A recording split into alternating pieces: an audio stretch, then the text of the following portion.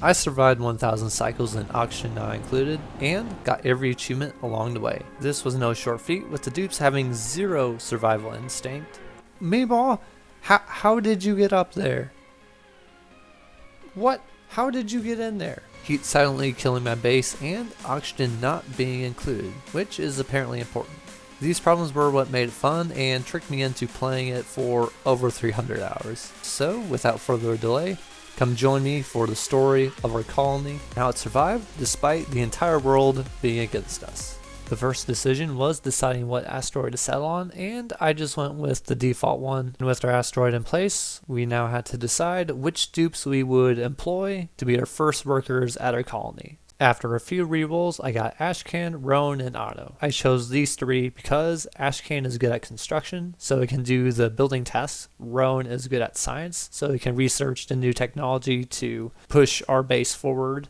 And then Otto, who's good at digging, so when we need to expand the base, we can dig into the walls quickly and progress faster. As for the positive and negative traits, I wasn't too worried about them, but I should have definitely focused on them, and you will see why later. With the OG dupe selected and the colony name being the Radical Bunker, we went on our merry way hoping it would live up to its name. This is what we're working with. It looks like we have oxalite here so we can actually breathe, which is good, but that's a problem we'll have to solve later when that depletes. We have a few rations.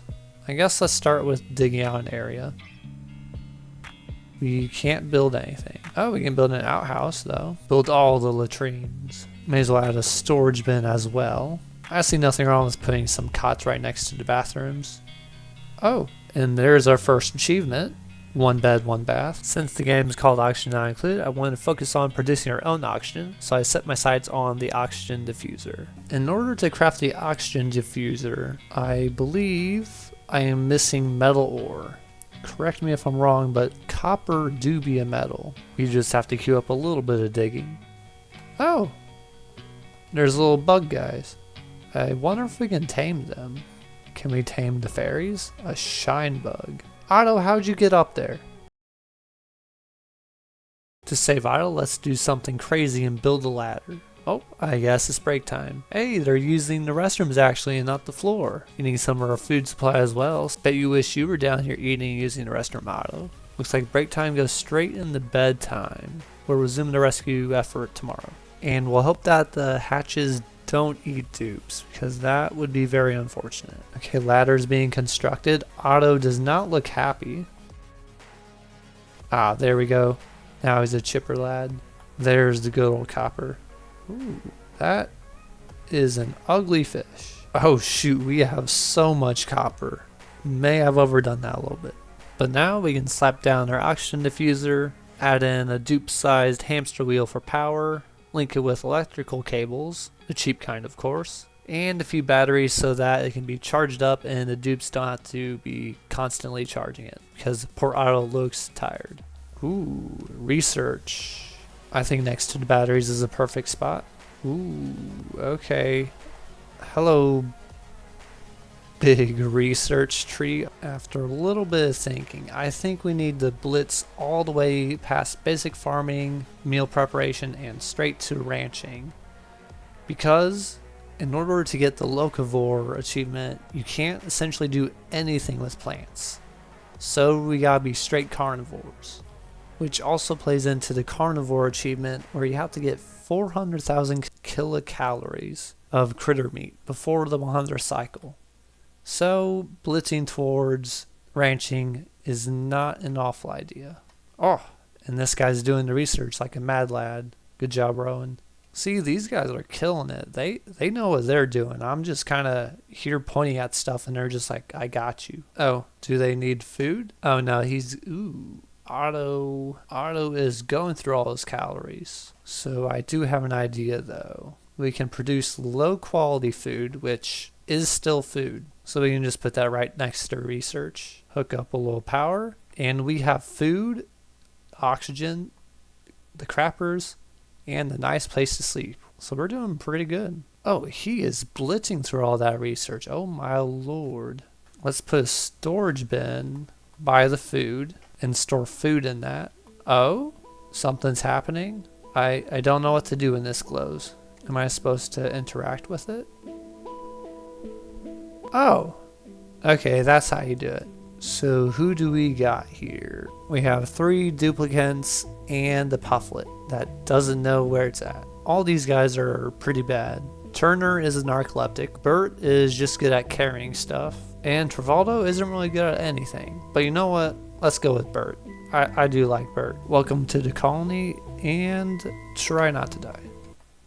Oh, Rowan, you're done with your research already. Bro is not messing. Oh, we can't get ranching yet because we need advanced research. So let's just queue that up and let the research begin. In the meantime, let's build a wash basin where our dupes can wash their hands to prevent the spread of germs and diseases. Over the next night, as my dupes slept, I eyed up wrangling the hatches in an attempt to tame them, but in the morning I found out that you need a dupe that has that skill, and we do not have that skill. So they can be free for a little bit longer. What wasn't free was the mealwood up top, so I just connected a path to it, set it to auto harvest. With the food rolling in from the grubs, we of course needed to install a stove so that the food gave us more calories, and who wants to eat a raw grub when you can eat a cooked one? The next problem wasn't too far behind. Oxygen was not being produced nearly fast enough because the game was yelling at us. So we delayed the problem and just added another oxygen diffuser, which is not a permanent solution since they take algae to produce oxygen, but we're at 5.7 tons currently, so it's a problem we can push off. It was then a quick material gathering session, and we got our first glimpse as why oxygen is important. Apparently they can't breathe carbon dioxide, but luckily OSHA isn't here, so our workers can navigate that problem on their own, for the most part. I believe with research, we do have the supercomputer. So let's deconstruct it down here, move it upstairs, along with the Mondo supercomputer. Okay, so now queue up more research, the one to get husbandry. No research assigned, I literally just did that. Oh, we lack the skill to get advanced research. Rowan, I thought you were good at research. As if the research tree wasn't enough, there's also a tree for skills, which allow the dupes to do certain tasks, and in this case, we need advanced research for Rowan, and that takes a little bit of time for him to do tasks and build up the skill points. So in the meantime, we actually need water for advanced research as well. So I guess let's solve that little problem. We'll dig there. They're actually doing smarter than I thought. I was just going to have one of them jump down there and hope they could swim. There is our water station, and it looks like Otto is already hard at work. In the meantime, Bert over here, what does Bert want to do with his life? Art is very promising. Ranching is where I think I will put him, but he doesn't have nearly enough skill points, so I'm going to hold off on that for now. In the meantime, let's see if there's some oxygen production method that's more sustainable. Well, hello there. Converts water into oxygen and hydrogen. So I think that's a good thing to have, just in case the algae doesn't pan out for us. Oh, that light guy is messing with our sleeping area. And we have a guy who's sick. He has food poisoning. I think he can walk it off. Rowan, you leveled up already. So let's give him the advanced research skill. Let our oxygen research finish and put ranching on the queue. Is the researching? Oh, he's going. We are doing it! Then we were approached by an incoming trade offer, and all the dupes are trash, so I took a pile of rust instead. It was a good thing we didn't take that other dupe because a quick look at our statistics showed we're consuming 11 times more calories than we are producing, as you can see by the sharp spike in consumption and the huge dip in generation. So to kind of combat that issue, we allowed our dupes to specialize in specific tasks. So instead of letting Bert be a rancher, I made him a permanent carrier so he can carry more items, and Ashcan is faster at building stuff. Now as for solving the food, we have the maggots, which we can make into lice loaf, and we can always fall back on mush bars, which is literally combining water with dirt. So they're literally just toddlers eating dirt off the ground. But calories are calories. To make the dupes' lives a little bit better, I added a 4th bed so Bert can actually sleep in a cot and not on the floor. but he proceeded to sleep on the floor one last time. Then a massive digging project was started on the conquest of getting copper and starting to explore worlds, seeing what's around us. Simultaneously, I also started our first sustainability construction project, which was building the electrolyzer, which takes water from a water reservoir, pumps it through this pipe, and is powered by electricity, and that water is taken up, turned into oxygen and hydrogen. So it will be a more permanent supply because I think water is easier to come by than algae. Night fell once more, and the shine nymphs proved to be a problem once more. They were keeping the dupes up, and we had to solve this problem somehow. Oh, violence is an option. We'll save that for the morning. And that is when crisis struck. Oh no. Oh no. There goes waste into our drinking water. Thanks for the tutorial game. I feel very targeted. Let's quickly mop that up and try to stop as much as we can. It is trickling in, but it looks like not too much got in there. Okay, bro. You know there's a bathroom over there, right? I'll just direct you to where they're at. Oh, they're unreachable. Oh, shoot. That's why he's doing it. Why is the floor gone? We now have our floor back in place, but Otto, why was your first fear response to pee on the ground? Now, as for solving the polluted drinking water, I think it'll work itself out. Now, back to what we were going to do in the morning. Shine nymphs, I have your eviction notices. And now my dupes can sleep and breathe more easily with the electrolyzer fully installed. As long as we have water, we should be producing oxygen. Oh, new principle. Husbandry, let's go. You aren't good at it. You aren't really good at it at all. But you know, he may ugly cry. But he is a sparkle streaker. So you're in, Hassan. You are our hope. You have to get these hatches. Oop, he's going for it. Okay, that looks like a caught hatchling to me. Oh, he's getting the other one also. Now this is concerning. He's hog-tied, but he's wild and happy. I'm not going to question it. So let's just pop in another hamster wheel to produce even more power for our expanding base and extend our platform so that we can put a stable area to hold the hatches. Are they going to seal themselves in? I'm not even surprised that they did this, but I'm more impressed that they did it in the one place where there isn't breathable oxygen, just carbon dioxide. They'll have to get more creative next time. Ooh, geez. And he is somehow stuck in a wall. Try not to do that, Rowan. Hold up a second. Are all three of them about to get entombed at the same time? I'm just going to let this happen. Oh, they popped out. I guess that works. With the platform in place, we started making the stable area by putting down the grooming station and a critter feeder to give the hatches food. And we thought it was that easy, but no. You need to have a stable. Now, what is a stable? Is it an item you can place down? No. Is it something on the research tree? Also, no, but good try. Is it a skill? Not that either. It is apparently a mystical thing called a room. So basically, you box it off from the rest of the open area, shove in a door, and you have a stable if the grooming station is in there. There also was a job opening for a cook, so we let Travado onto this happy little asteroid. From there, our corral was fully up and running, Hassan grooming the critters to make them happy and domesticated. Eventually, they'll be laying eggs for us to give us more hatches and an access to where we could get some meat. In order for us to do that, we have to also feed the hatches, so I gave them our spare dirt and sand. The grand sleeping hall was also expanded with a few more beds, and a big looming problem showed its ugly head. If we go to the top of our base, there is a beautiful pink cloud of hydrogen. Now, where did that hydrogen come from? Well, our nifty little electrolyzer, which gives off oxygen and hydrogen. So dupes can't breathe hydrogen. That is bad for them.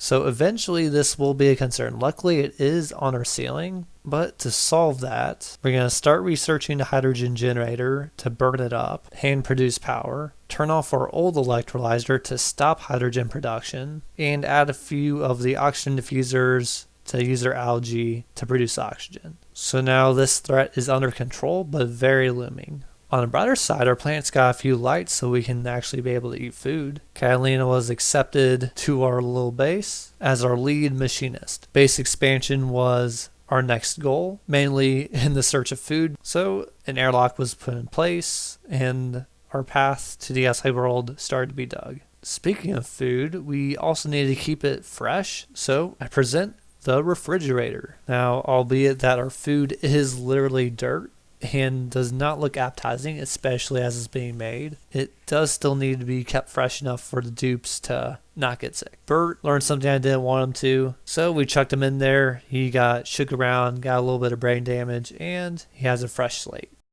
With the hydrogen generator now researched, it was put at the top of the base. Ventilation pipes were ran to it from a gas pump installed inside the hydrogen cloud. The dupes were not a fan of the working conditions, but in no time, it was generating power and damaging itself because there was no filter to send only hydrogen to the generator. So oxygen was getting in the vents, which is not generally combustible yet. We don't have the resources to solve that, so it's a feature for now. In no time though, all hydrogen was gone from the top of our base and the hatches laid their first egg. It also became a new radical bunkerer. It's kind of hard to say. Radical bunkerer. Radical bunkerer. Radical bunkerer. Sorry. Got carried away for a second there. Radical bunkerers aside, I blasted a hole in the side of the base because manifest destiny. Why not? The carbon dioxide looks scary. It is scary, but I promise it's under control, especially the pocket in my water reservoir. That won't cause any problems later. And it does turn out we do have the means to filter out the hydrogen. So, slapped on the green filter band-aid, which I did not know how to use at all. Attempt 1 was clogged. Attempt 2 didn't function enough to even get clogged. And attempt 3 we had a working filter that shot oxygen out the vent and hydrogen into the generator. Do you remember the part where I said it worked? Well, it didn't, so everything got torn down, thus causing water to flow everywhere, flooding the entire base. Instead of fixing the oxygen, I made plans to tear out all the walls for new rooms, such as stables. The huge hole I put in this wall was sealed with an airlock to keep what little oxygen we had inside the base, and crisis struck at the water hole. Duplicants have died? How did you get down there, Bert? Rowan! Ah!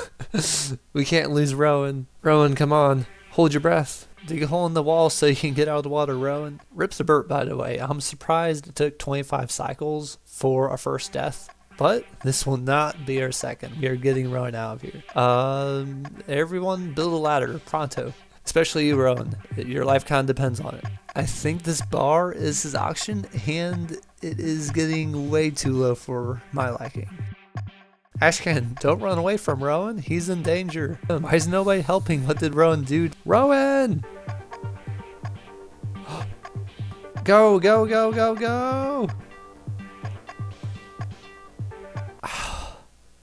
I don't know how you survived. As for the spill on aisle 12, yeah, Bert, I don't know what we can do for you. Can we just leave him down there? Crisis averted and all the important dupes still alive, we had to move forward. Somehow Bert was in mourning for his own death, which didn't exactly make sense, but I'll leave him to it. Everyone else's stress levels were increasing, so a meltdown was impending. To lower the stress, the air was made more breathable with a carbon skimmer in the basement to remove the carbon dioxide from the air. It had an unknown output liquid, so the forget it hole was dug. The hatches kept laying eggs, this time being a sage hatch, which just has a different diet than normal ones. Pipes were led from the skimmer to the forget it hole to dispense the liquid, and I saw a rising problem, which is the water level in the reservoir is decreasing. Luckily, Rowan attempted to solve the problem by using the bathroom and putting some more polluted water in it.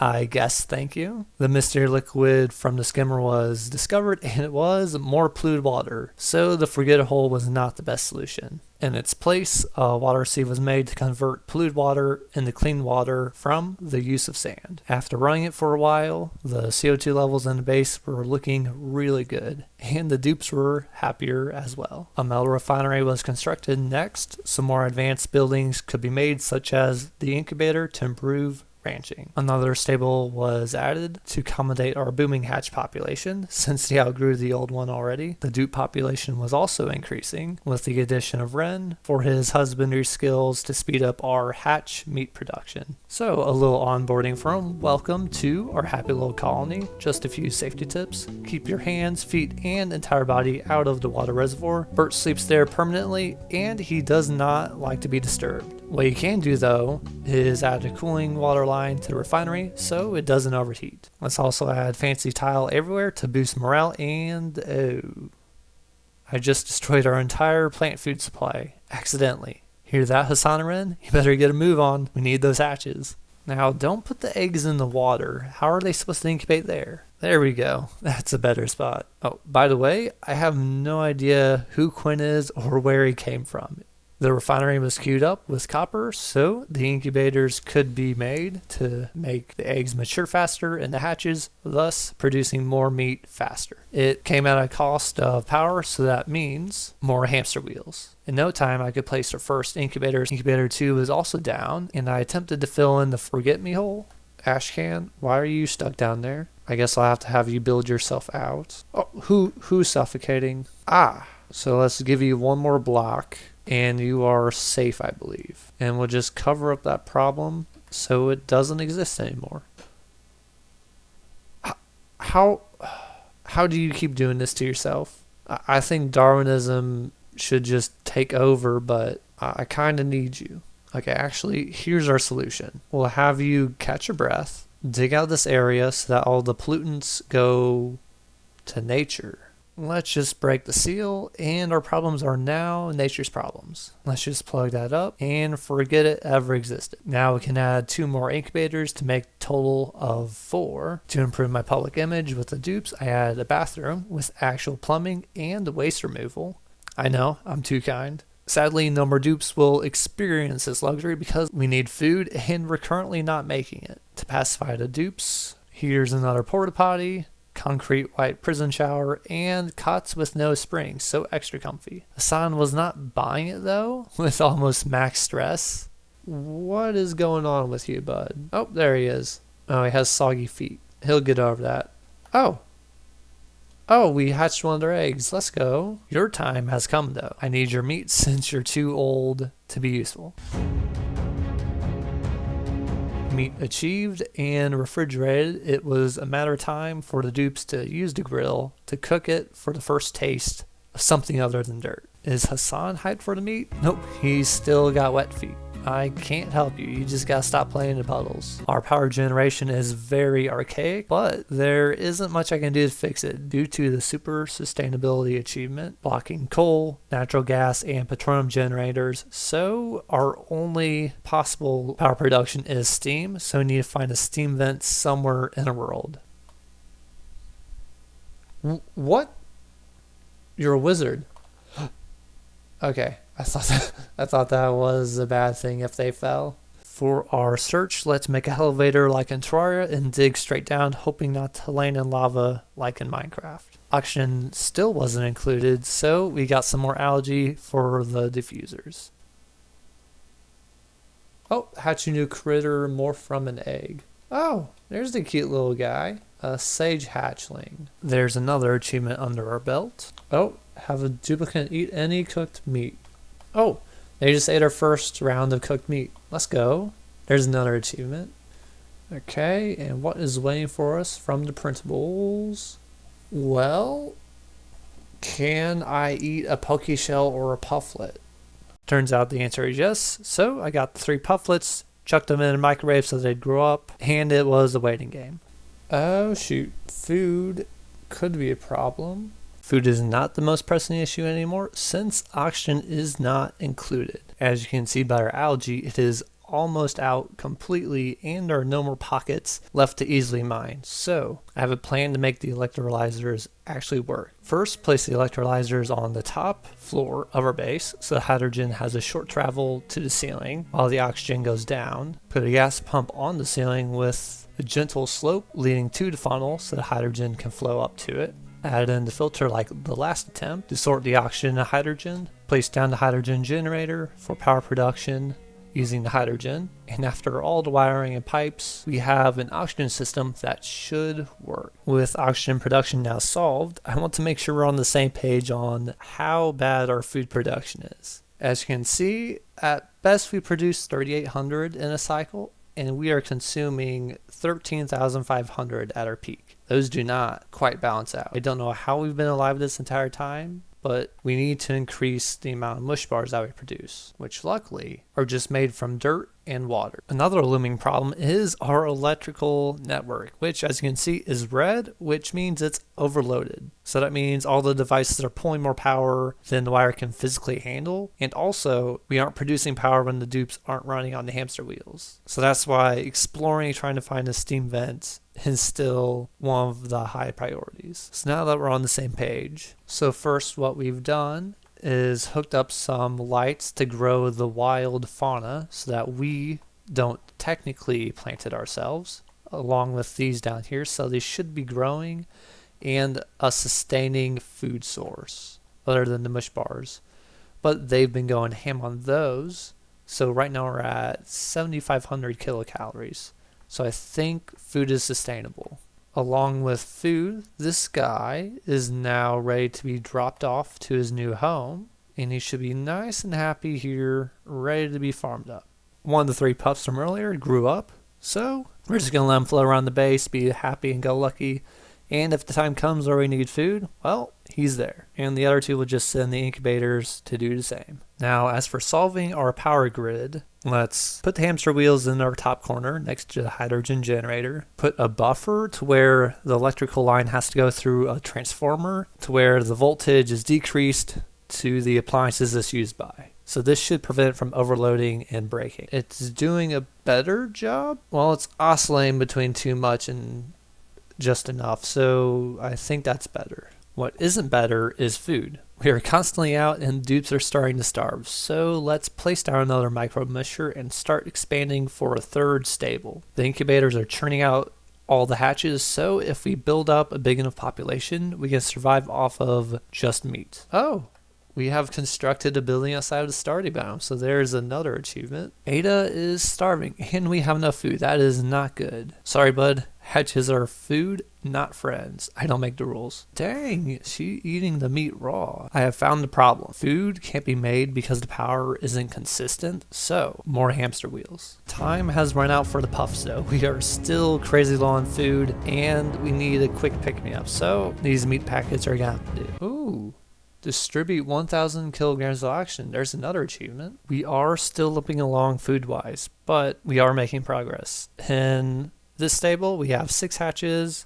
Number 2, we have 3 hatches, and in the 3rd one, we have 3 hatches as well. So with 3 hatches more on the way in the incubators, we're almost reaching max capacity because each of them should be at 7. So we're at 12 of the desired 21 hatches. And this is where everything went wrong. Power was a major crux in our base, so I made a single ladder in the middle to decrease travel time and a new power production setup using conductive wire to handle high wattages, batteries to store power, and transformers that were correctly wired to reduce the power to properly be used for the machines. In the excitement of progress, I lost sight of my dupe's most basic needs: food.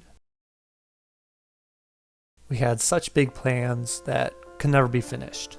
In one night, half the dupes died from starvation. Rowan, our first dupe, being one of the unfortunate victims. I felt torn. On one hand, there were still 5 dupes and infrastructure to rebuild. But on the other, I lost Rowan. He escaped a reservoir incident that claimed Bert, and through his research genius, led his fellow dupes to build a colony worth fighting for. Without Rowan, was it really a colony? He was my boy, and I refused to lead a colony without him. The remaining dupes were safely removed from the asteroid and went on their separate ways, except for Hassan. He had faith in my dream of building a colony, one that was impossible to be destroyed, one where dupes would never die. So I got corporate funding for a final attempt at building a colony named the Phoenix Project. This colony would be no ordinary colony. I said I wouldn't run it without Rowan, and I meant it. So, From cloning attempts, I brought Rowan back from the dead with all his memories intact. He's still the same research genius we come to know and love, and just in the living world this time. Now, we just need the other 2 starting crew slots filled. Obviously, Hassan will be there with his husbandry expertise to get us food, to keep our colony going, and construct buildings. For the last and final spot, we have a new face, Lindsay, the lead excavator in charge of molding the asteroid to our every need. So, with this crew, let's rise from the ashes and make a colony incapable of being destroyed, prospering until the end of time. To make this colony successful, we need to move fast. So, everyone buckle in because it's time to speedrun this base to where the old one was. Dug out a huge area to build in, set the native plants to auto-harvest for passive food production, added some cots and beds for the dupes, expanded the base to the left to tap the water supply for research, built the research station with the hamster wheel for power, set up an oxygen diffuser. Dupes were kept up at night because they were too close to the portal, so swapped the beds with the latrines, accepted Camille to the base for her strength and construction skills, set up another power wheel and advanced research table, forgot about food, so hastily built a musher to make dirt edible. Meemaw? Heck yeah, we're accepting Meemaw. She's a freaking unit with that strength. Then the first of many stables was built. Hatch trapped itself in the first stable. Bonhee was accepted as a goated rancher with 11 freaking skill points to start out with. Oxygen was questionable. New power production in stable, along with mono batteries for longer energy storage. Grill installed for food. Oxygen really bad now, but I swear it will be fine. I see Bert's back from his nap. I don't trust him, but at least he's only self-destructive. So welcome aboard. Let's see if you don't die this time. Installed the sink. Uninstalled the shine nymphs again. Found the stone hatch egg. Ooh, exotic. Dug out the top of the base for space to build in. Wrangled stray hatches to put in the stable, so now we have 4 hatches by cycle 16. Installed water pumps for future electrolyzers. Accepted Liam to the colony for his cooking skills, even though he looks like an off-brand Rowan with blue hair. Installed more beds for the dupes. Liam cooked up a storm and proved to be a great investment. Bonhee wrangled up some more hatches. Yet another dupe was accepted, being Ashcan for his strength and athletics. I really need to stop before the dupes require too many calories. Carbon dioxide was a huge problem, so blew out the bottom of the base and slapped in a carbon skimmer. Carbon dioxide depleted beautifully, and we can now relax.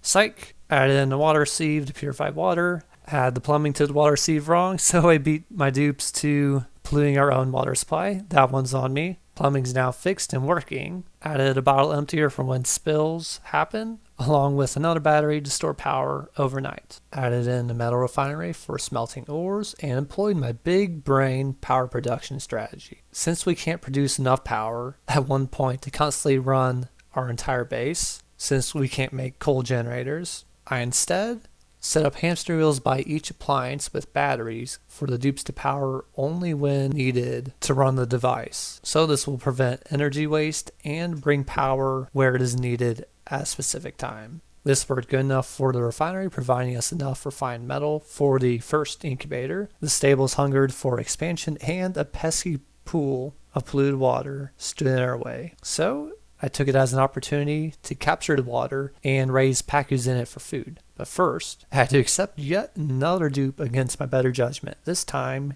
being May for their athletics and cool hairdo. Incubator 2 was up and running as well, with the stone hatch already hatching in the first one. So the hatches are being churned out real fast, and soon the stables will be full. The Pacu aquarium is now dug out, so now the question is, how do we get this water into here and this Pacu into here? The plan is to put a fish trap right here. Oh, and he's already caught. Now I just want them to build a place to put infected water. Oh, there's some water. Let's plop in a fish release station. We'll hope. Oh geez, that was not meant to happen quite yet. Oh no. Of course it was Bert who did this. Editor Nahan here, and it was actually May. She framed him. We may be fixing it. We contained some of the water. Oh, because the rest went into our base. floor mopped up, and new fish put into his slightly full fish tank. We'll worry about filling it the rest of the way later. But now the only thing preventing us from making the mega ranch is this water pool right here. I have an idea to make this actually work this time. So we cut off this room completely, dig out the floor completely underneath there, and fill in all the gaps where necessary. And please don't entomb yourself on the one side. Now, what did I just tell you? Okay, so now they actually filled it in correctly. And then we do the same thing by filling in those sides and deconstructing the floors. The canal is built, and hopefully it works. Oh, Hassan's going for it. Okay, it's been broken loose, and oh my word, that does look like a functioning well. The old water pool is now completely in our water reservoir, so now we can expand the stable, and our water supply is looking extremely healthy. We have 3 separate ranches now, one for regular hatch, the sage hatch in the middle, and the stone at the top. So our ranches should be set up, and it's a waiting game to get the hatches to max capacity so that their extra eggs can be used for meat production. In the meantime, I'm going to add another micro musher to make more food at the moment. Another thing that is slightly a problem is our oxygen, because as you can see, light blue is really good.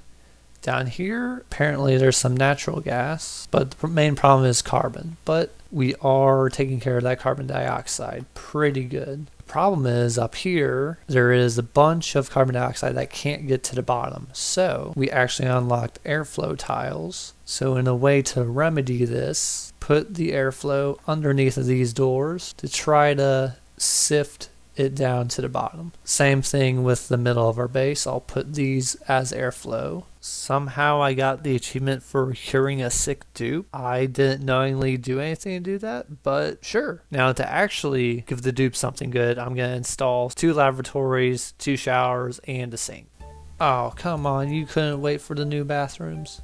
Oh, there's a mess down here also? Oh my lord. Okay, there's just a bunch of messes everywhere. We gotta clean the whole base. See, you guys just can't have nice things. I try to give you bathrooms and not just this dinky little outhouse with an air freshener. So now I got 2 bathrooms, 2 showers, and a wash basin. That should hopefully be enough. And our oxygen is looking a lot better distributed due to the addition of airflow. Hold up. What the heck is that? A morb? Attracted to unhygienic conditions and frequently excrete bursts of polluted oxygen, but he gives +10 decor. I think he looks like food to me. I guess he was just a friend and not food.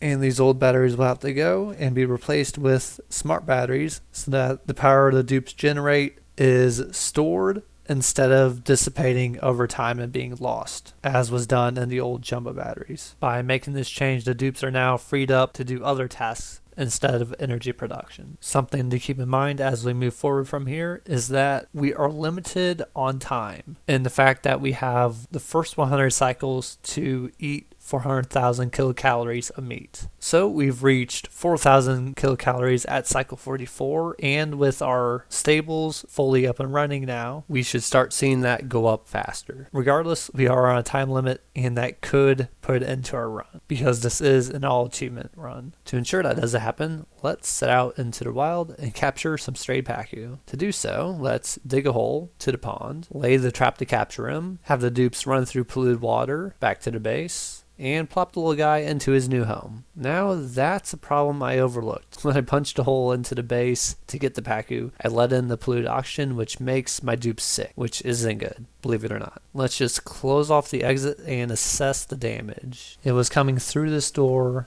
through the vent, out through that one, and up to here. So I think that's a fairly quick and easy fix. I'm just going to slap a deodorizer there, run some wires up to it, and it should eventually work its way out. There's some good news for a change. We got the locavore achievement, which is eating 400,000 calories without farming anything in just 48 cycles. If we can have a complete meat diet for the next 52, we should be able to get the carnivore achievement. Well, shoot, I forgot oxygen is not included, and we have no algae for the diffusers. That means no oxygen for the base. Oof. Solution, let's build some electrolyzers in the top corner with a filter for hydrogen to power a generator for electricity. Add a vent line to disperse the oxygen to the rest of the base. Seal it off so dupes can't mess it up. Okay, you just locked yourself in there. Dupe is out now, and we now have oxygen. That does not look good. We'll hope that resolves itself. To finish off the oxygen production solution, let's add a smart battery to store power produced by a generator and the hamster wheel, so that should be able to run 24/7. Turns out our current solution is producing an insufficient amount of oxygen, largely due to the fact it's in an enclosed room and the pump isn't distributing the oxygen fast enough. So the oxygen builds up in the room and the electrolyzers aren't running. Hopeful solution is to instead leave the area open and taper the roof so the hydrogen gathers at this pump. That makes a total of 2 pumps distributing the oxygen, which should hopefully be fast enough so the electrolyzers are constantly running, pumping out that good oxygen. And that is a lot more red than I would like to see. Somehow there's natural gas down here, and we'll leave it as a mystery because I don't know where it's from. Back to something we can control, being food. Let's get some pacu from the portal to give us some fillets for more meats. Expand the stables to give us our 4th and final one. Aw, it looks like we got a cute little Volpup coming through. Does it have calories? One way to find out. Oh, he did. 16,000. That was definitely what we needed. The final stable is now filled and it's time to solve world hunger. Plan was to install automation machines in each stable to sweep and carry the eggs to this pool of no return. Problem: nobody has the mechatronic skill to build machines, so instead we're going to painstakingly keep an eye on every stable for eggs, have the dupes move them over this door, which they clip through, and when they grow up in 20 cycles, they turn into meat through very humane means. To make our system even better, let's add 3 more incubators on the top level connected to their own power grid and battery array. And we can leave the farming alone for a little bit now because water is quite the problem. Because they're just barely drawing out water. We are going to have to tap this water supply right there. Put a ladder all the way down. Insert a new pump. Electricity brought down. The water pumped all the way up to this guy, so that the water can just flow out right here where it's already flowing out. Oh, suffocating. Why? Ah, shoot. There was no path for them to get to the ladder, so let's solve that. Considering the number 4 of them down there, that could have been really bad. It looks like we are getting fresh water. Oh, another hatch. That's always a plus. There you go, Bert. Good to see you're alive again. Let's just cap up what we did down there so that no more of the carbon pools down there. I'd prefer if it were filtered out. Ooh, okay, that is not good. How did you get locked down there? Okay, geez, I swear these guys have a death wish. There is our water problem solved for now, and if we need more, we'll just have to dig down and tap into this water supply. So, here is the game plan for the next 34 days. I am on a tight time schedule because to get the Carnivore achievement, I have to eat 400,000 kilocalories in 100 cycles. And we have 50,000. So that's 350,000 in 34 days. So about 10,000 per day, which our colony does quite easily. So the consumption isn't really the problem, it's the production. Production wise, from all the moving manually from the cell, I just go in here, find the hatch egg, and then I move it over here, put it to a priority of 9, and it just falls through the door beautifully. And if you see this long chain of eggs, there are 16 of them in there, and we can cycle through them and see the incubation stage is fairly spaced apart, and it goes up about 5% each day. So it's about to start paying off in about 3 days. And we have these incubators over here producing a hatch in 4 days each. So we do not need this guy here. So that is a quick and easy 6,280. So we just take them out. Make sure we sweep up the meat, Then our boy Liam down here can cook it away in the barbecue, because having 7 of each critter in the ranches should do it for us. They're all full, all ready to breed. So now it's just a management and making it happen.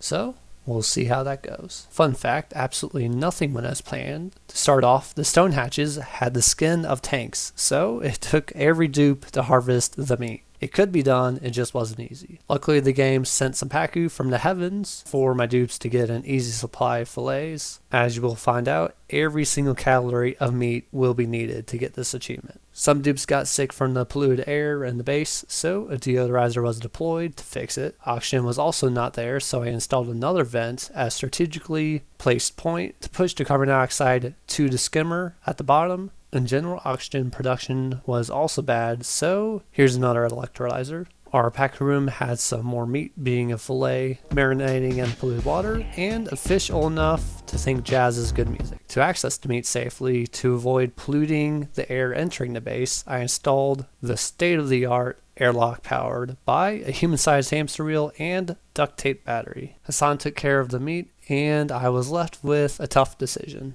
I had been refusing all the dupes from entering my base, but what bad could one extra dupe cause? Sure, the old colony starved to death, but the more dupes we have, the fewer days it will take to reach our goal, assuming we have enough food to sustain them. It should be fine. Ren's a doctor, we probably need one of those. Now this isn't a huge problem yet, but I have started the research for the aqua tuner because heat will eventually kill our base. It's not a question if, it's a question of when. The incubators are a huge culprit, spewing out all the heat, but food is key now, so it's a future problem, which is honestly the best kind. The skimmer was doing no skimming because the carbon dioxide couldn't reach it, so I present the trough, which actually worked like a charm and funneled the carbon dioxide to where it needed to go. The additional electrolyzer also helped the oxygen flowing effortlessly through the vents and making the base look more blue than red. With the base mostly functional, I crafted some oxygen masks for exploration to keep my dupes from getting sick from the polluted oxygen.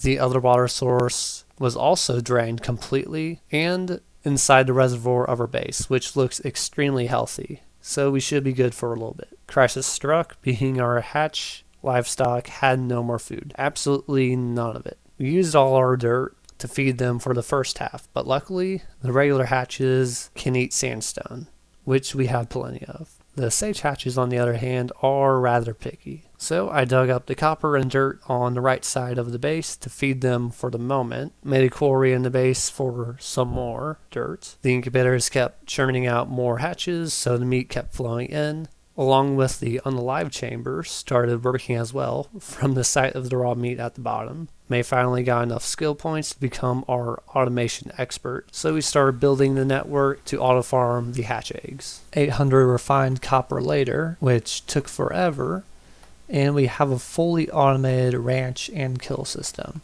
So there's the auto sweeper that picks up the eggs in here, plops it into the conveyor loader, and then it takes it down the line of all of them. You can see the eggs right there, and they go down to the chute and get dropped where all the other ones are to be taken care of, just like this guy. And now that that's all automated and controlled by this smart battery and the wheel, I don't have to worry about it anymore. I just have to keep these going, and now we just cross our fingers that we did enough to get 230,000 more kilocalories in 19 days. With food made easier, that means the population could grow. So, welcome Trivaldo. At the time, he was accepted just for existing, but in the near future, he will prove to be our heroic farmer, keeping our base going. The dirt we dug still wasn't cutting it for the sage hatches, so I present a new investment opportunity: slime.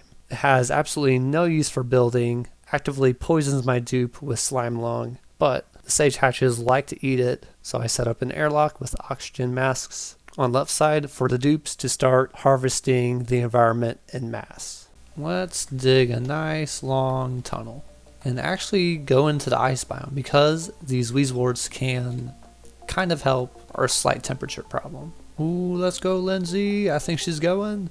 There you go. What? That's all you did out there? We got 2 sources of protein just fresh off the burner. I've also messed with the scheduling a little bit because you see, Travaldo and Hassan here, they like working at night apparently. So who am I to say you can't work at night? Because these guys can power these incubators at night when everybody else is asleep. How are we tracking with calories? Okay, we're keeping up barely. I have an idea to make this base more efficient, and it is adding a fire pole so that hopefully the transport up and down the base are more efficient. We've broken into the ice biome now, so I'm going to uproot this wheeze plant, which it looks like that's the only one in here. Oh, nope, there's one over there. Oh, and that pole is definitely a lot more efficient. Oh, and they're already out of slime. So essentially we just gotta keep on digging out areas. Can't forget about our Pacu den over here. These 2 adults laid their eggs and they're no longer of use to us. Except for meat, of course. With all the hustle and bustle of trying to keep the base alive, I've neglected specializing the dupes for a specific job type, so let's do that right now. I'll put Ashkan's skill points into machining. Bonhi is one of our stable hands. Bert will just be a shipper / construction worker. Camille is one of our excavators. Hassan is another stable hand. Liam is our amazing cook, hopefully bringing us to glory with this achievement. Lindsay is one of the original 3 and our lead excavator. May, of course, is automation, trying to drive our base towards dupes not doing any work. Mima, you know, I think she's for the mines. Ren is our lead doctor, but I'll give him a little bit of an art branch as well. Rowan is the lead scientist, trying to drive our base to not be cavemen. Lastly, Travaldo is going to be our farmer. He doesn't have main skill points, but with his 1, we'll set him down that path. We can also assign them hats to kind of signify their roles, so it's easier to see when they're moving around. So machinist gets a construction hat, ranchers get cowboy hats, and Rowan gets a weird wire hat for science. I'm not quite sure what that's doing, but it's all him. He owns it. Okay, this will be easier to identify who is meant for what task. Come on, Bert. There you go. That's what I thought. He looks real happy to put that on, so. Now, I don't know what these gears are above her. That's just gonna be a mystery, I guess. And Travaldo's going Super Saiyan. Okay, so with that mining, there should be some available slime. Ooh, Travaldo sure is ready to get into farming now. So, in lieu of that, we're gonna put in some farm tiles right here. How is water forming in here? I really don't know. So what I'm going to grow in these spaces is going to be meal lice, just as a backup food source if the meat isn't being produced or if the sage hatches absolutely have to have some form of food, which they can eat the meal lice. So from looking at how we're doing on the carnivore achievement, we are at 278,000 kilocalories, and it says 10 cycles remaining. So we're going to assume 9. So that means we need to eat 13,555 calories in that time. It is going to be really close with our current setup. It's against my better judgment, but we're accepting another dupe. I know this is an awful idea, but the same logic still stands. More dupes equals more food eaten. So, Devin, welcome on the team. Let's hope you don't cause more problems than you're worth. We have 9 cycles to turn this around and eat enough calories, and you better be ready to eat. Oh, I know why it was leaking water. It's because I picked up the ice. Ah. Oh, in that case, I have an idea. If I put this storage right in the middle of the heat death of my base and have it only accept ice, it'll eventually melt and should do some massive cooling to the base. So it's a waiting game, and we'll check back on it when it either works or doesn't. More pressing is the fact that our sage hatches still have 0 food, so more slime and hopefully enough of it. As they get hungrier, their calories decrease. So they have about 1 more cycle left in them. Yeah, essentially they just need to dig out that whole area. Okay, there we go. Picking up the slime that we desperately need. Because 1,100 calories is not much when they lose 700 per day. And somebody still has the oxygen mask on. Hassan, unequip the suit. Oh my lord, he was about to suffocate. It was as easy as taking it off, Hassan. Do I need to tell you that? Oh jeez. Calories. We need to take care of that guy real soon. Okay, I found another one. He's in the process of drowning, but I want to speed that along. Perfect. Oh jeez, okay. We're almost back in the green. Actually, on second thought, so I don't want sage hatches in here anymore. I just want regular hatches, because the sages aren't capable of eating simple things like sand or sedimentary rock that the normal hatches are. So I think it's better if we get the quick calories now before they die. Oh, Devin, are you gonna be the legend? He is the legend who's gonna do it. So now that you brought him over here, I want you to take that sucker out and sweep up the meat, and I want this guy to be brought over here. He's wrangled and being carried to his new home. So now there's just 2 sage hatches left in here. Oh, and it looks like our ice idea is actually working and cooling down our base. I am very impressed that that's working. I may sound optimistic there, but there was a big looming cloud of doubt. Time was running out and I didn't know whether the 400 kilocalories would be met. So I slaughtered all the sages on site. We couldn't feed them anyway, and they were calories. The dupes kept doing their part and eating all the meat, even inside the stables, which makes sense. I didn't give them a table to eat at. So much time and planning was put into this attempt. Yet, there were so many errors I questioned in my mind. Could I have set up the stables faster? Why did I breed so many sages even though I couldn't feed them? Should I accept another dupe? No. The answer to the last one is no. We barely have enough calories as is, and I'm scared for the post 100 cycles, calories wise, if we get the achievement. Despite my doubt whether I was ready or not, cycle 100 was here with nothing more to be done. We just got an achievement, and it is reach 100 cycles with at least 1 duplicate. And on our last cycle, we need to eat 6,000 kilocalories of meat, which is extremely doable. I'm going to be a little cocky and start the transition into stone hatch and regular hatch eggs. I want to remove these 3 up here and just keep these 3 down here so that temperature is less of a problem, even though this ice is doing God's work. And I'm also setting up some farms down here so that I have 2 methods of food generation, because since hatches take food, it's not entirely self-reliant. And the hydroponics also require water, which I'll drag over just like so. The moment of truth is upon us. Did we actually manage to do this? They're eating up, the calories are going down. I'm concerned. Concern is right. There we go. There it is. We got Carnivore on the last possible day.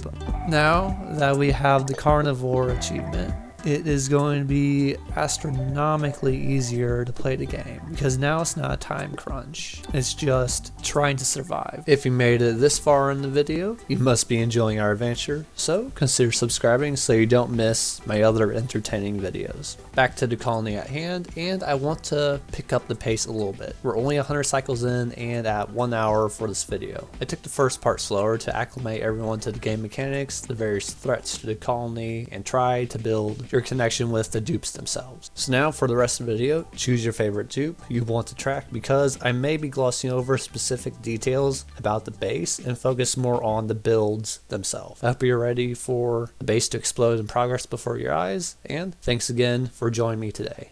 Let's get into it. Our first priority was to secure the food supply, since we no longer needed an all meat diet. That meant expanding the hydroponic farms to grow mealwood or bristleberries, which require lights. We got some slickster eggs from the portal, which could prove to be useful, since once they hatched, the slicksters could eat our carbon dioxide and produce crude oil. Back to our food, the stables were sorted finally, with there being one stable for hatches, one for sages, one for stone hatches, and the final one for regular hatches as well. For all the overflow from the incubators, there was another stable to process them from friends to food. Our Pacu aquarium was another opportunity to produce food, so I sought to capture more stray Pacu to increase the fillet production. The main problem was a pool of blue water stood directly in our way of building the airlock to keep the oxygen in the base. Last time we tried diverting a pool of water, we contaminated our water supply slightly. If we made an error this time, there was no slightly. It was directly over the top of our water supply, so any error would be a flood of polluted water into the reservoir. So carefully I built the walls and cheesed the last 3 tiles by building through them diagonally. Airlock in place with a buffer door behind it to stop any stray polluted water from the outside entering the base. The aquarium was carefully expanded to accept more Pacu because if they were overcrowded, they wouldn't lay eggs. Airlock and aquarium sorted, I sent Meemaw to capture our fish pals.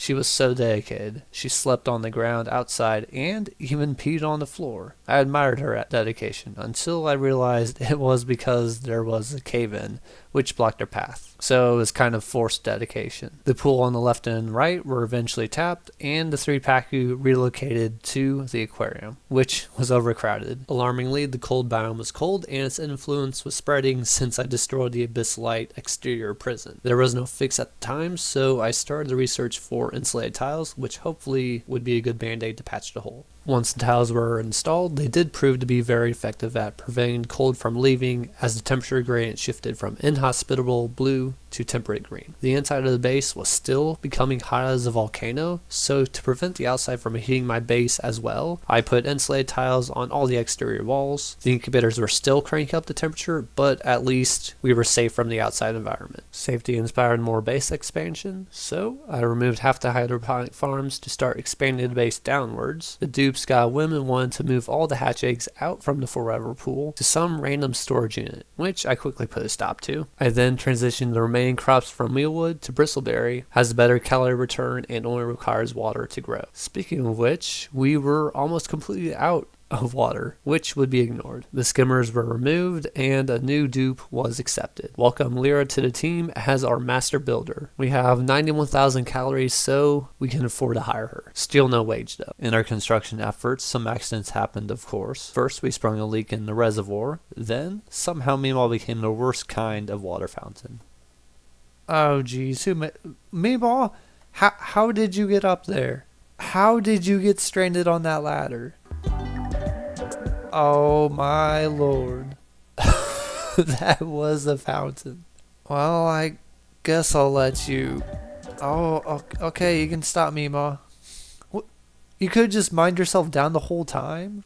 Okay, I think she just wanted to pee on the floor. After aisle 2 was cleaned up, Travado was killing it as a farmer, fertilizing all the plants, making them grow real fast. All the natural plants were removed on the other hand to make way for glorious concrete.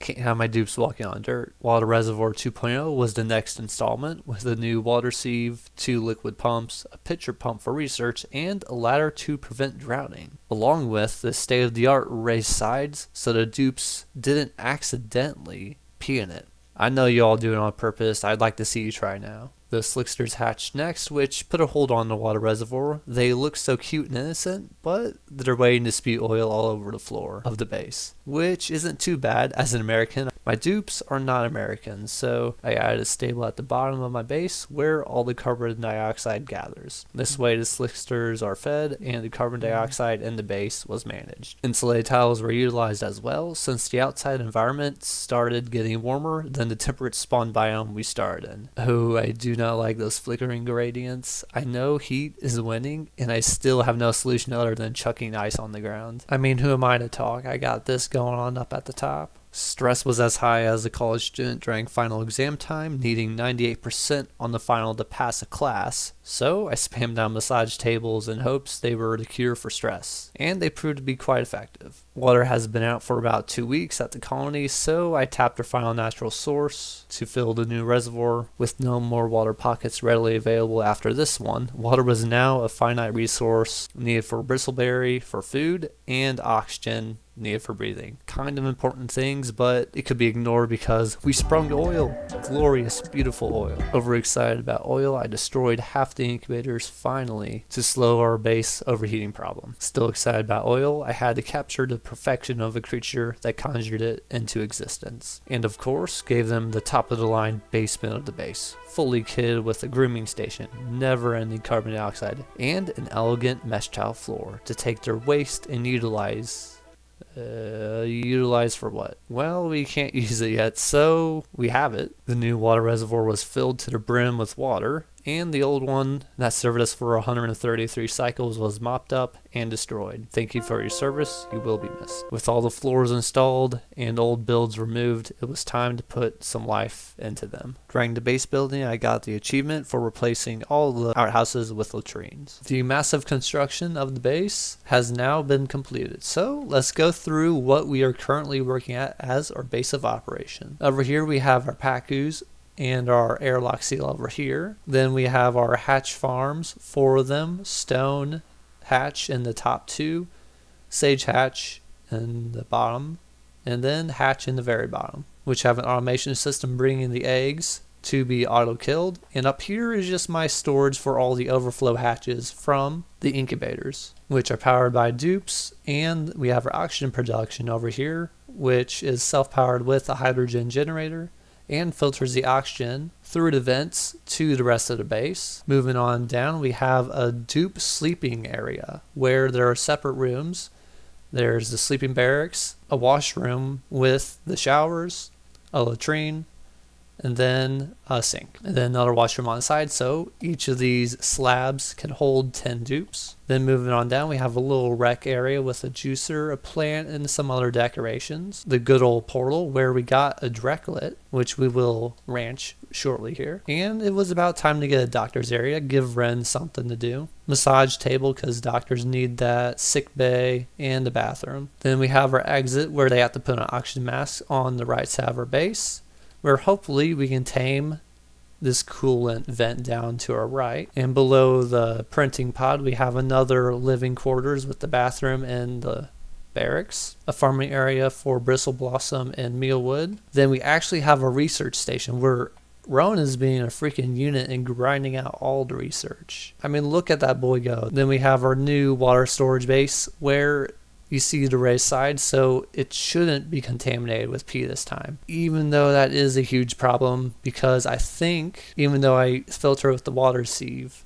it needs to be treated some other way. So we're just going to let them live with that because there's other big problems. And then we have a crafting station and a metal refinery. Our cooking quarters down here, which also has a conveyor system, which if we follow it all the way up our base, sucks up the meat from the kill chamber and brings it back down to the kitchen, so there is no long transport, and a dining hall right next to it. Of course, everything's lined in insulation tiles to prevent the heat from coming in, and we are running out of time to solve our heat problem up here because this is at 30.5 degrees and these want to be at 30 degrees. So our crops are about to go down. This is our energy generation pit right here in the lower hatch area, which powers literally our entire civilized network. So in other words, not ideal in the least bit, but we're kind of limited by the achievement of super sustainable,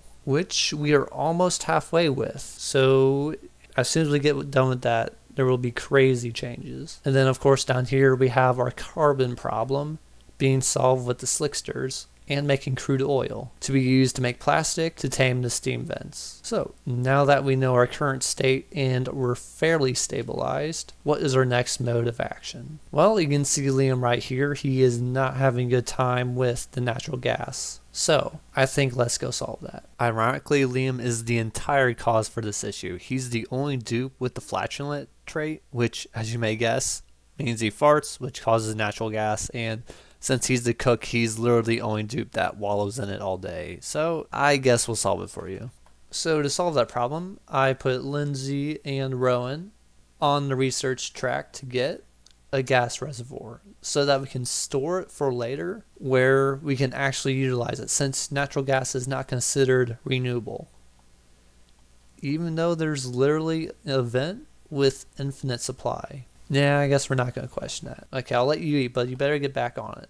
And we should have a working system. So the way that works is these hamster wheels power up this gas pump, sucking in all the air, which should be a mixture of carbon and natural gas. And we have the filter here set to natural gas to be output into this pipe leading to the storage, while the carbon is pumped into here for our slicksters to eat. I want to make better airlocks for exiting to the outside world. Over here it's okay because there was a ton of carbon which caused a barrier, but all this escaped oxygen right here, I'd prefer to keep that in the base. For example, let's go find a dupe who isn't doing anything. You're idle, perfect. We're gonna move you out to here, and I want to watch the oxygen transfer as she goes through the door. So she goes through, oxygen moves in, and you see there's a little bit of a transfer between the two of them. So I'd prefer there to be no transfer at all. So we're going to go with this, which is this door design right here. So we still have the airlock there. It isn't necessary, but the water acts as a little buffer between the two areas. And you see the two oxygens aren't being transferred. So we did that on our left side,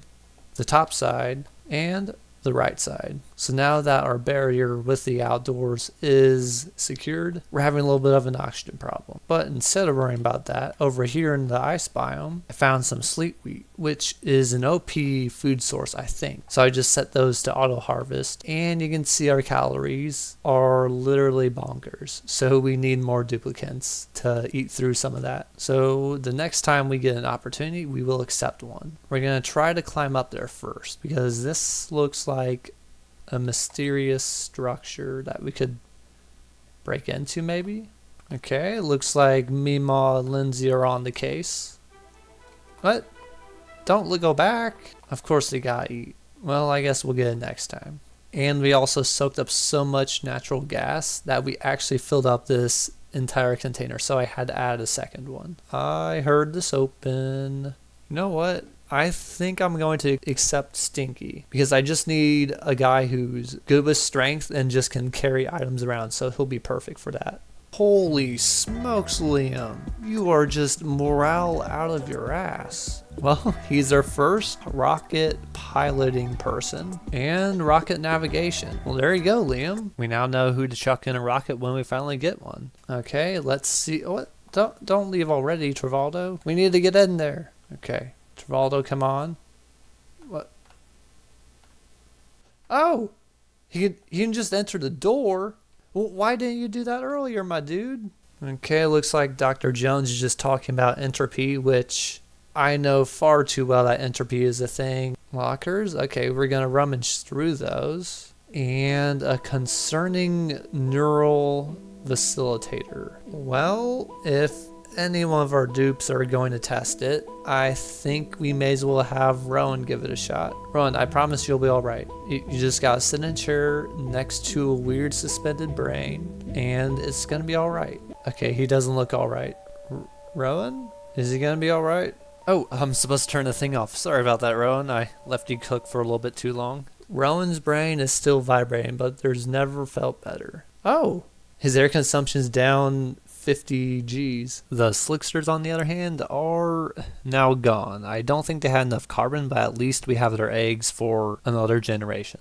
On the bright side, I got some cool sweaters. A warm sweater to protect people from warm environments. So we're going to give that to Meemaw. And protect people from cool environments, we'll give that to Lindsay. Our various diggers that will be going out into the ruthless wasteland, which has bad temperatures that they'll want to be protected from. Remember how water was a finite resource? Well, we actually started solving it by connecting a water pump to the bottom of the cool steam vent and running a pipe to our water network. The vent infinitely produces water, so no concern of running out. The construction effort would take a while though, lots of pipe delay. The metal refinery proved to be a threat by producing a lot of heat, so I chose to ecologically damage the environment by putting inside the cold biome to cool the machine and be run by its own personal hamster wheel and battery array.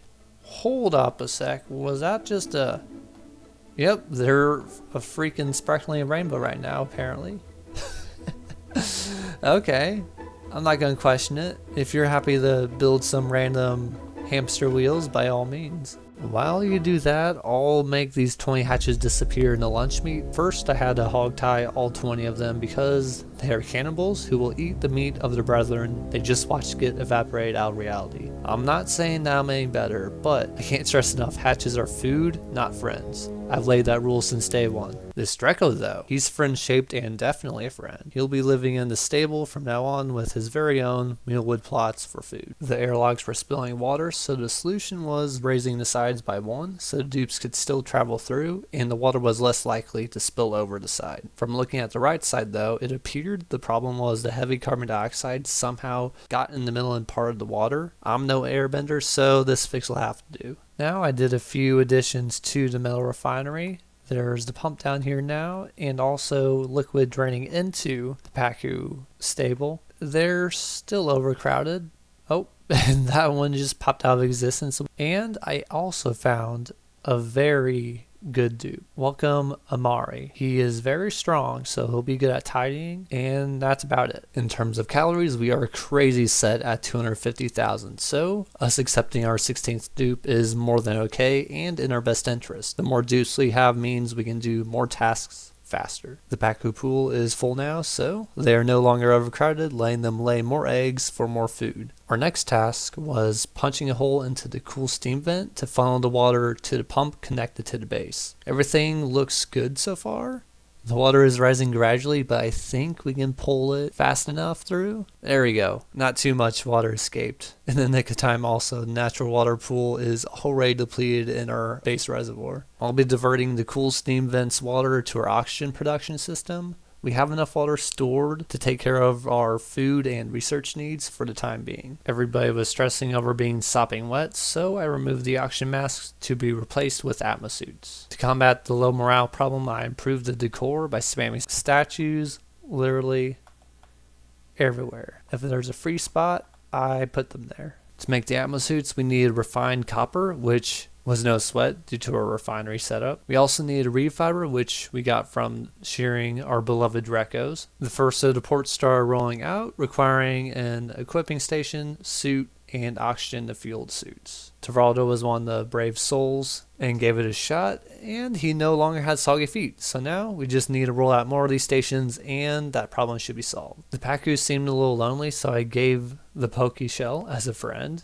No idea what he eats, but hopefully it's not Pacus. Even more Pacu on the way from the portal. My theory was they would hop towards our Pacu pool.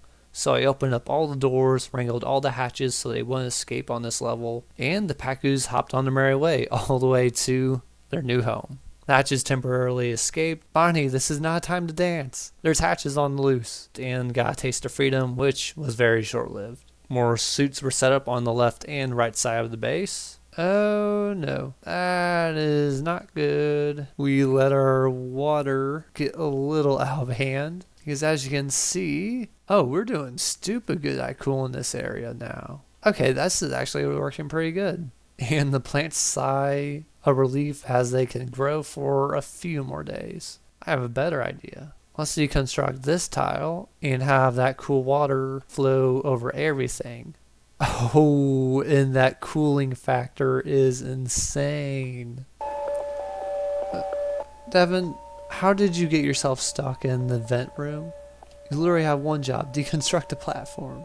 Even though he brought it on himself, I started a rescue mission, which nobody responded to, absolutely none of them. That was until I put on red alert to put a little pep in their step. The blaring sirens tell them, hey, there's a guy in danger, go help him. It kind of helped them build faster, but mostly it made the dupes pee on the floor at a shockingly fast rate. Don't worry, Devin was saved in time with oxygen to spare. The base needed thorough cleaning, but all the dupes made out. So now we're at another pivotal point in our playthrough, where heat is an issue that can't be pushed off any longer. So I'll let stressed Pasnahan explain our solution and how we are screwed in every imaginable way and the slight silver lining that we will be able to solve this issue. Imagine it if you will. The cooling solution includes the aqua tuner, which needs to be put right here, where it will take a water input through the pipes and lower its temperature by 14 degrees. This will also require a steam turbine to produce power and prevent the aqua tuner from overheating. Then the cold water is pumped to the base. Follow this line all the way back to our base, where it gets run through our initial hot area, where the electrolyzers and all the other machinery is at, and snake through the base through the various layers, cooling it off. And I didn't have enough material to finish that, but it would go down to all the bottom and then sneak out to the side and back up here to be cooled down again. That's fine in theory, but for the aqua tuner, we need steel. To make steel, we need iron, refined carbon, and lime. Lime is fine because I have a crap ton of eggs from all the hatches. I also need a refined carbon, so I quickly built a little kiln here and chucked in some of the coal, and we have 369 tons of it, so we also have enough of that. Our main problem is with iron, but we just need to mine that, so that's not too bad of a solution.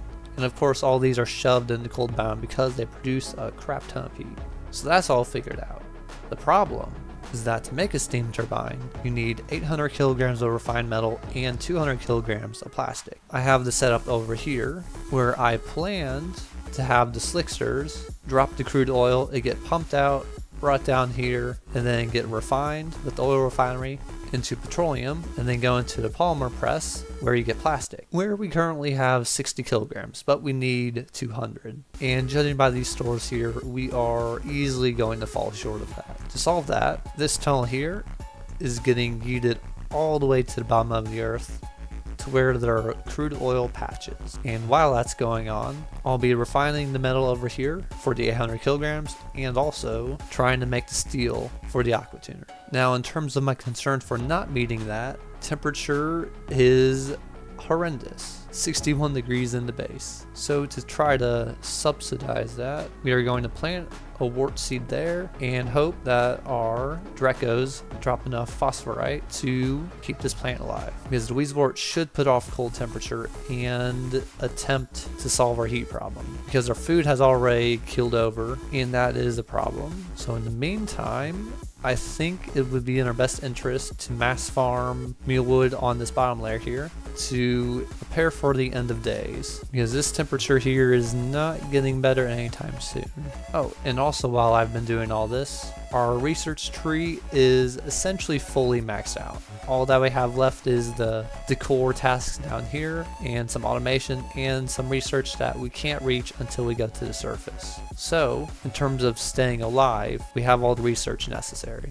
Okay, we'll finish that one and then we'll save our water here, because currently I've been cleaning this polluted water in our water sieve to bring our water supplies back up, because the supercomputer uses water and water is also needed for bathrooms. So now that we're all on the same page and we're all freaking out the same, let's try to do this. First and foremost, I think Operation Hellhole is the very first thing that we need to tackle. So let's put a ladder all the way down here. We have spotted some places of iron, so we need to dig those up. Oh, our Weezewort is in. How is it doing? It's trying its best. I like the little guy. He's trying. We'll check in on him later. Okay, our tunnel is doing fairly good, but commute time is not the best, and I hate to do this, but I think installing a fire pole all the way to the bottom is an improvement that we need. I need to turn these guys off. I'm going to turn off 2 of them and build 2 of the algae oxygenators again. And this way there's less heat produced. There you go, guys, picking up that good old iron. Oh no, they produce more heat than the electrolyzers. Let's not turn them off actually.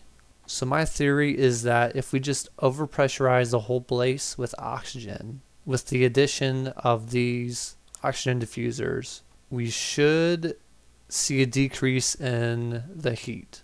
And with this pole, oh yeah, that is a definite increase in speed. Let's check in on the Weezewort, and I don't see any gained head ground, but I do have an idea. We will put in another farming tile and add our one and only other wart seed. I'm adding it down here to hopefully be a barrier between the heat spreading any further in our base. Okay, this one is actually outputting cool air, so I think this might actually be working. We gotta be getting close at this point.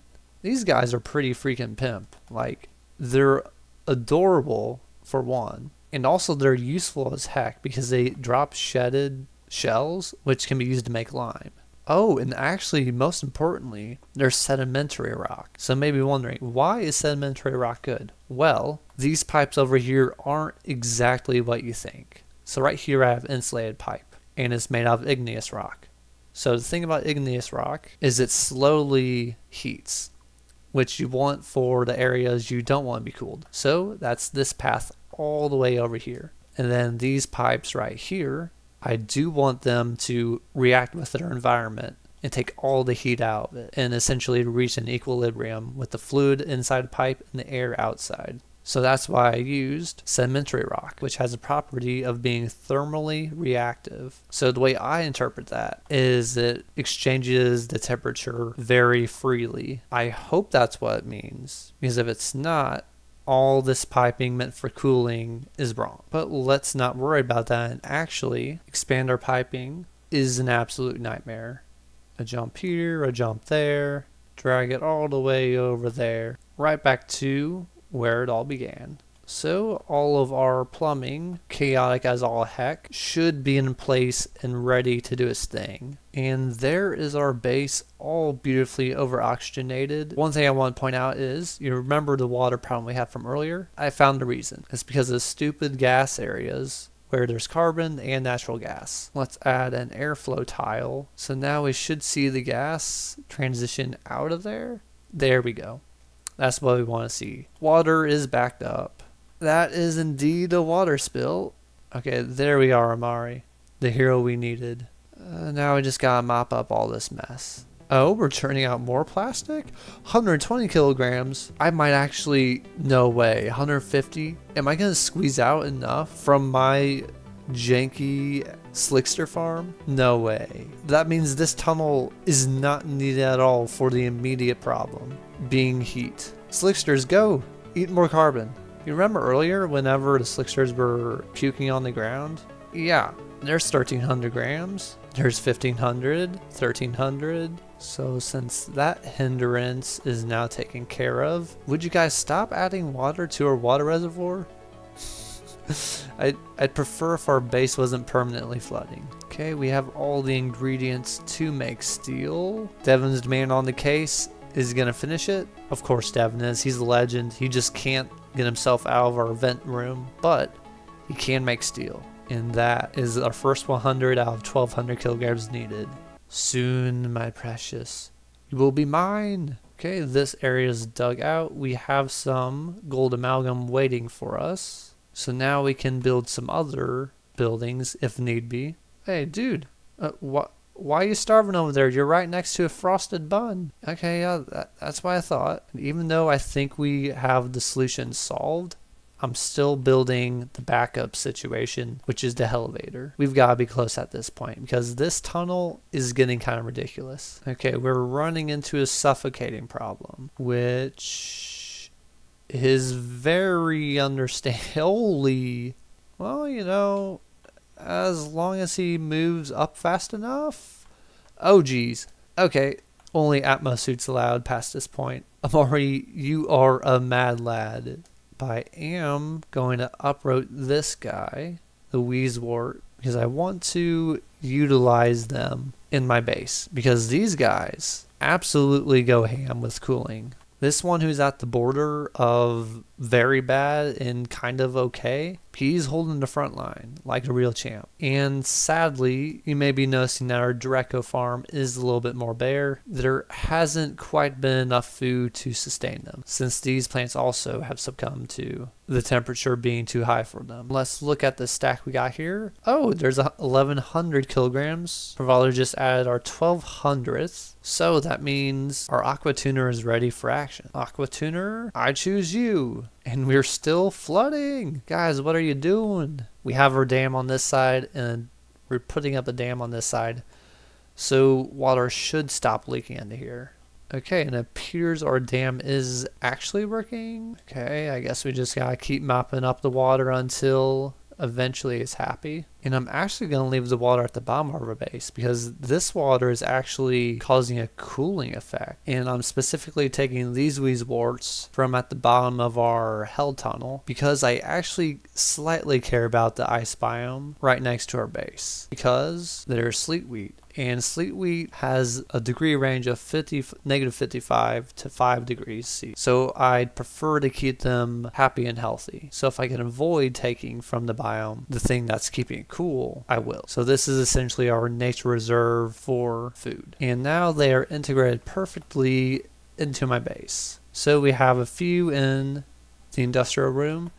And to try to block the heat from traveling from the industrial room to our crops, I have this little buffer area of 3, and they are doing pretty dang good. And to do even better, I have 1 in each of the crop rooms. Oh, and we just got enter an oil biome for the first time. Oh yeah, I did notice something a little bit off as I went down here. Judging by the temperature being 1300 degrees C down here, I'd say we found hell. And I honestly feel bad for the cold biome that this is my breach point down here, but I am American and where the oil is, that's where you go. So, oh, and of course our plastic here is very nearly done. So I honestly wonder, I think if we dig down here, dig over to this guy, I think we can mop up the good old crude oil in there and it should be enough. I also see that there's diamonds over here. You know what? I'm going to be nice to this biome. I'm going to add some insulating tiles to give it fighting chance of keeping its coolness. We have a little bit of a water leak problem down here. Actually a lot of it. Oh geez. Dig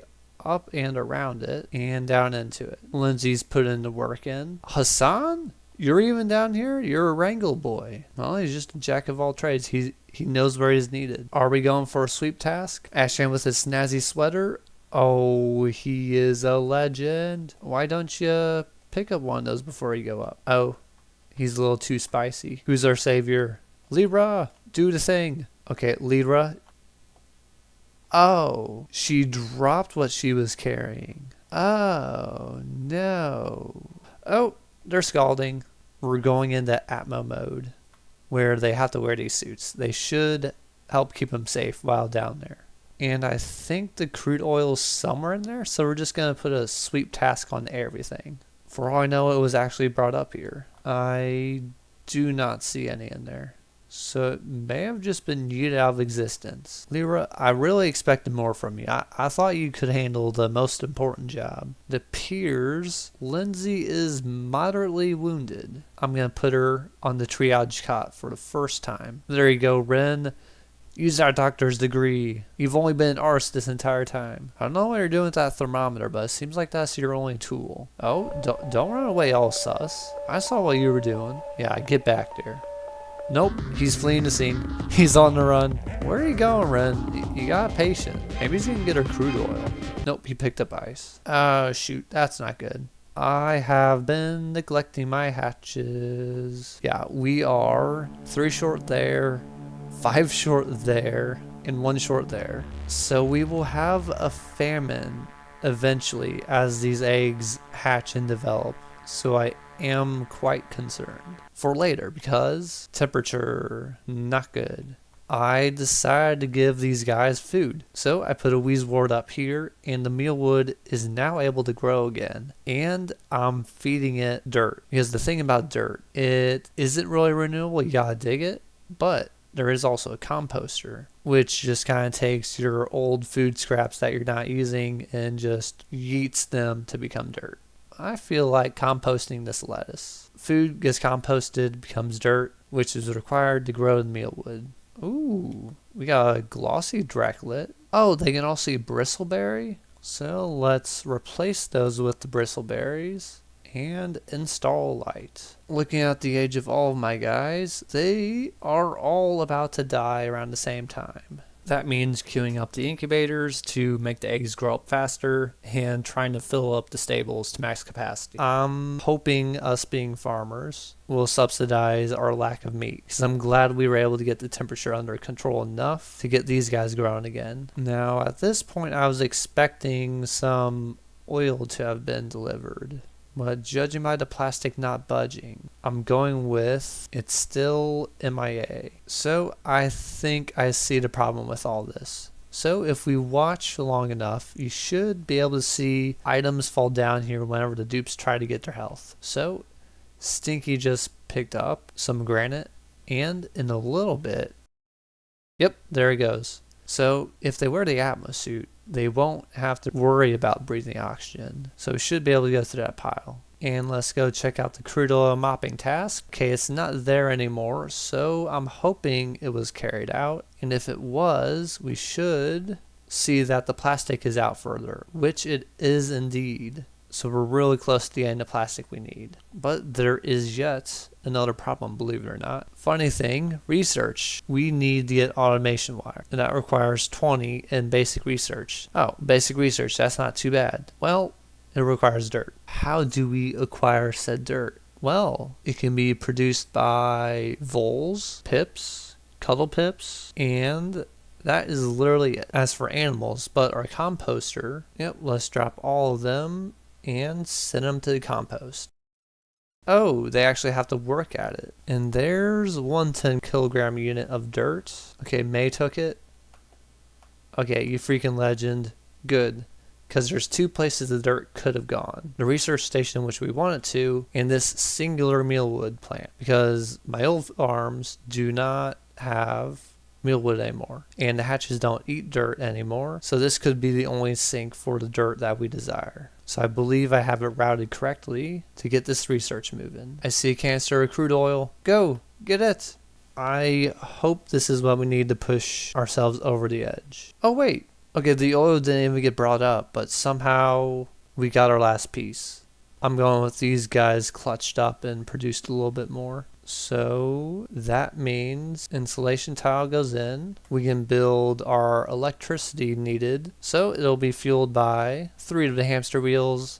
2 batteries will hold the charge. We'll have to go through the wall with a heavy watt wire, and it'll go all the way over here to satisfy the 1200 watts. A liquid pump will be needed next to fill the cooling line with polluted water. And you may be wondering, why polluted water over regular water? Well, it has a lower freezing point, so it can get to a colder temperature without changing state and breaking the pipes. Branches are back to their full capacity, well, except for this one apparently, but for the most part, we have a hatch in there. There are some babies, so not max production yet. All of the building requirements are now achieved, in the sense that building material can and has been acquired. So now the only hindrance was the research for the automation wire, so I found some dirt patches on the map and mined them, quickly unlocking that research branch. So that means we can take our automation wire just like so and lead it to the aqua tuner. That's literally all we needed, just 3 pieces. Oh, automate a building using sensors. Just got another achievement. From there, I let the dupes do the building while I set up more natural crops to be auto-harvested, just in case we didn't produce enough food through our base. I found an anti-entropy thermo-nullifier in the ice biome, which apparently can make areas cold if fed hydrogen gas, which I don't have just laying around, so we left it buried for another day. Aside from harvesting sleet wheat, I also queued up the pinch of pepper plants in the chlorine biomes. The poke shells are apparently not always friendly and cute. For some reason they were protecting something, so I left them alone. I was fairly busy in refining gold, so I have 1,000 kilograms of it. And the reason for that is because of the radiant liquid pipe. We're going to sprinkle it throughout our base in places that possibly need it, because this is where more heat will be transferred since it's radiating it away from it. You can see all the radiant pipes dotted around in the glowing yellow, so our base should have the cooling ready to go. It's a matter of building this bad puppy. Steam turbine going in. We've been waiting for this day for so long, so much heartache, so much pain, and it is in. Now this is one of the more crucial buildings to keep cool, because if this overheats, the whole system will break down. So we're going to put in radiant pipes everywhere, because the cool liquid will be flowing out of the aqua tuner, going into the steam turbine to cool it, and then going to our base Aqua Tuna Room gets filled with water. That looks pretty full to me. As the final part, the cooling lines get filled with polluted water. Oh, I hope this works. We've been working towards this for so long, and there's a clog. How is there a clog? Well, I guess these pipes not being connected could do it. That's what I like to see. The water is flowing. Now all the lines just need to get filled with water, and it is done. And not a moment too soon, because as you see, more and more of the plants are dying. So that means the temperature was slowly getting worse, despite the best efforts of the Weezewort, which, God bless them, they kept us going long enough. Apparently they can be too full. The water isn't moving, and if it isn't moving, it can't be cooled. So I disconnected the pump and repeatedly deconstructed and reconstructed the pipe to slowly bleed the line until the flow was continuous, and looking at the heat gradient no longer filled me with dread. You can see the blips of yellow or green in the very heart of the heat death cloud. So the base was on the mend finally. Content with the cooling module, I put a layer of water underneath the steam turbine to keep it cool and sealed it in insulated tiles. With our base's heat problem solved, this is where our adventure ends for now, for a couple reasons. My computer barely has any storage left, so this video editing file can't get any bigger. 401 gigabytes is a little out of hand. The other reason is this video took a month to edit, and I feel a little burnt out, so I plan on sharing my 1000 days and auction not included in 250 day segments to keep my enthusiasm for this project high and share the best retelling of my adventures. That's enough of me making excuses, so here's what to look forward to in the next 250 days. What? How did you get in there? Okay, Meemaw, get out of there. Get out of there. Oh shoot. Somebody save Meemaw? This volcano looks like it's about to blow. Rowan, get out of there.